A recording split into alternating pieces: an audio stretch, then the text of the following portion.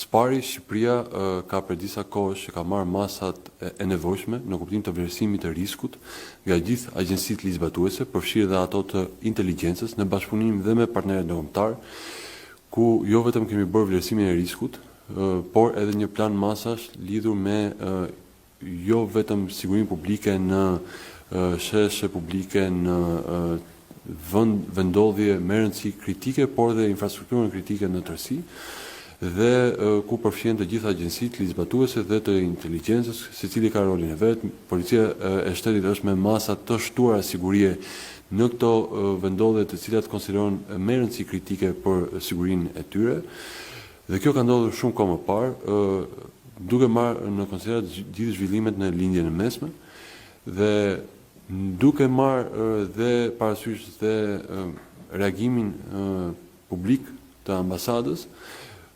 Sigurisht pata komunikim dhe kërkova nga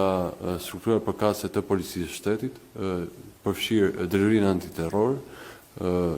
policinë kriminale, si dhe sigurinë publike, për të më informuar lidhur me masat që ato kishin marrë dhe komunikimet që kanë patur me përfaqësues të ambasadës. Nga informacioni i përcjellur nga natyre, është bërë me dije se së pari nga komunikimet që kanë patur me përfaqësues të zyrës së sigurisë së ambasadës,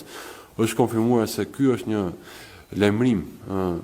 standard që është bërë edhe në vende të tjera të botës, përfshirë dhe të Bashkimit Evropian,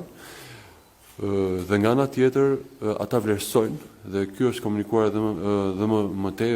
më vonë më pas në takimet që kanë pasur dhe ditën e djeshme, ku është vlerësuar bashkëpunimi dhe angazhimi i qeverisë shqiptare dhe i policisë së shtetit për masat e shtuara që kanë marrë jo vetëm ditën e djeshme, por prekohësh tashmë, duke marrë në konsiderat faktin që policia e shtetit tashmë ka ngritur kapacitetet e nevojshme për të përgjigjur kërcënime të ndryshme që vijnë edhe në forma hibride. Pra edhe ata që zhvillohen përmes dezinformimit në rrjetet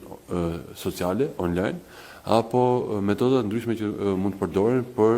të krijuar destabilitet ose për shtypje të një vendi të pasigurt. Kjo është në fakt dëmi më i madh që mund t'i bëjë një vendi.